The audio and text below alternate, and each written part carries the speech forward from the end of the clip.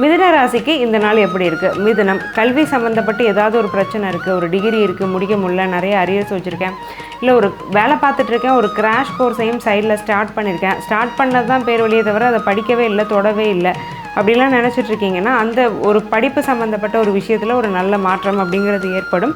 Arrears எல்லாம் clear பண்ணுறதுக்கான ஒரு உந்துதல் அப்படிங்கிறது இருக்கும். கவர்மெண்ட் எக்ஸாம் எதுக்காவது அப்ளை பண்ணணுன்னா கூட இந்த நாளில் அப்ளை பண்ணுங்கள். கவர்மெண்ட் எக்ஸாம், ரயில்வேஸ், பேங்கிங்லாம் எழுதக்கூடிய பசங்களுக்கு வந்து ரொம்பவே ஒரு நல்ல பாசிட்டிவ் ஸ்டார்ட்டாக இந்த நாள் அமையும்.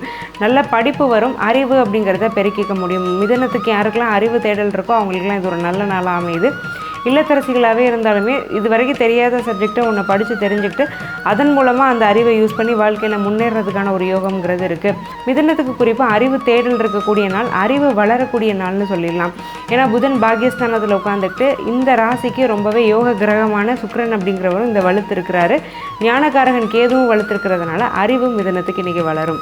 மிதுனத்துக்கு குறிப்பாக அறிவு தேடல் இருக்கக்கூடிய நாள், அறிவு வளரக்கூடிய நாள்னு சொல்லிடலாம்.